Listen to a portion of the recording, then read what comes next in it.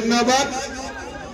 আজকে আমার সভায় উপস্থিত ডক্টর রাজদীপ রয় মহাশয়, কৌশিক রয় মহাশয়, বিমলেন্দু রয় মহাশয়, বিশ্বরূপ ভট্টাচার্য মহাশয়, সুকেন্দ্র কর মহাশয়, নিত্যগোপাল দাস মহাশয়, বিশালেশ্বর দেব মহাশয়, সুব্রত চক্রবর্তী মহাশয়, তপন মহুরী মহাশয়, বিমল সিনহা মহাশয়, মঞ্চে উপস্থিত আমাদের নেতাগণ, আজির সভাত উপস্থিত দেউতা মা ভাইটি ভন্টি আৰু আমাদেৰ প্ৰিয় ৰাইজ,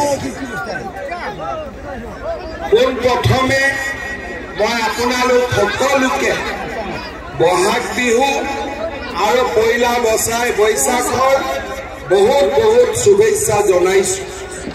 আপোনালোকে জানে যে 26 তাৰিখে আমাৰ শিলচৰত লোকসভাৰ ইলেকশন হ'ব। লোকসভাৰ ইলেকশন শিলচৰত আমি MP ইলেকশন কৰিম, কিন্তু এই লোকসভা ইলেকশনত ভাৰতৰ ৰাইজে সিদ্ধান্ত ল'ব যে ভাৰতৰ নেক্সট प्राइम मिनिस्टर কোন হ'ব। भारत का प्रधानमंत्री आगे में जाके कौन बनेगा, देशेर प्रधानमंत्री के होबे। बीजेपी भोट दिले भारतर प्रधानमंत्री नरेंद्र मोदी होब, कांग्रेस भोट दिले भारतर प्रधानमंत्री राहुल गांधी होब।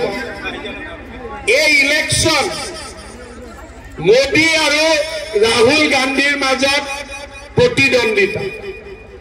एतिया मैं यदि स्कूलर बाच्चा एटाको सुधु जे राहुल प्रधानमंत्री हब ना नरेंद्र मोदी प्रधानमंत्री हब, स्कूलर बाच्चाटोए रिप्लाई की দিব? আজি শিলচৰৰ পৰা সৌৰাষ্ট্ৰ, কাশ্মীৰৰ পৰা কন্যাকুমাৰী সকলোতে এটাই কথা যে ভাৰতৰ প্ৰধানমন্ত্ৰী নৰেন্দ্ৰ মোদী হ'ব লাগে। আমাৰ অসমত 14টা সিটৰ ইলেকশন হৈ আছে।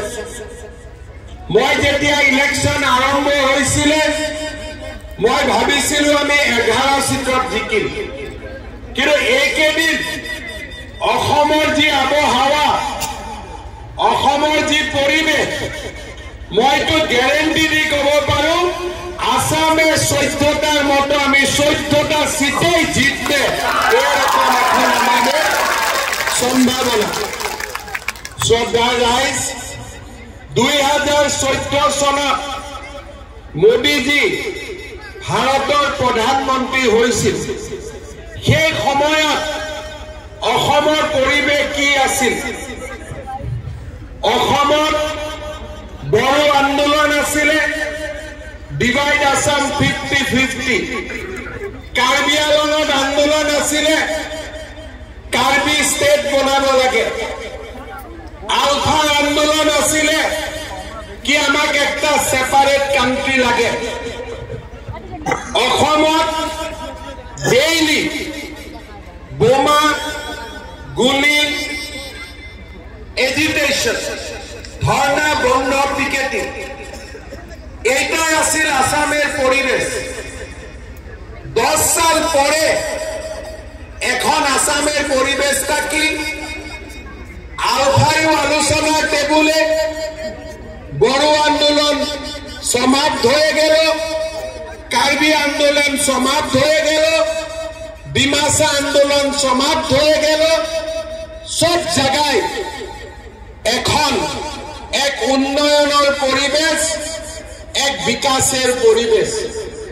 বরাকে উন্নয়ন, ব্রহ্মপুত্র উন্নয়ন। আজি আমার অসম ভারতের সর্বশ্রেষ্ঠ রাজ্য বনার ফালে আজি আমি আগবাঢ়ি গৈ আছো। মোদীজির আশীর্বাদের কারণে আজি আমার বৰাক উপত্যকালৈ ব্ৰডগজ ৰেল আহিলে, নেশ্যনেল হাইৱে হ'ল, কেঞ্চাৰ হস্পিটেল আহিল। আজি অসমৰ চাৰিওফালে এটা ডেভেলপমেণ্টৰ পৰিৱেশ নিৰ্মাণ হ'ল। আজি যদি মই ঘূৰি চাওঁ, আমাৰ আসাম কেতিয়াও ইমান পিসফুল নাছিলে। লাষ্ট 10 বছর আসামে সব জায়গায় শান্তি। যখন এখন দেশে শান্তি হয়, ওই দেশে উন্নতি হয়, বিকাশ হয়। এখন আসামে শান্তিও আছে আর বিকাশের একটা নয়া নতুন পরিবেশও রচনা হয়েছে। শ্রদ্ধা রাইজ, আজি আমি কি কৰিব নোৱাৰো? আজি ৰাইজৰ আশীৰ্বাদত যিবিলাক কাম আজিৰ পৰা 10 বছৰ আগত অসম্ভৱ লাগিছিল, আজি আমি অসমত সেই কাম কৰিব পাৰো।